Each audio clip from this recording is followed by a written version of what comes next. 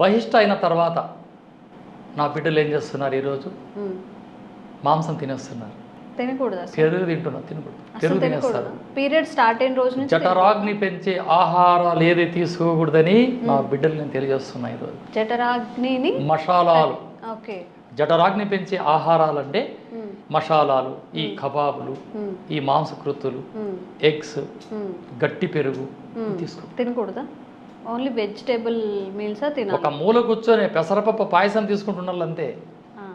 పెసరపప్పుతో చేసిన ప్రొడక్ట్, పెసరపప్పుతో పప్పు కానీ ఏదన్నా పప్పు రిలేటెడ్ అలాగే సులువుగా జీర్ణమయ్యే ఆహారాన్ని తీసుకోవాలి.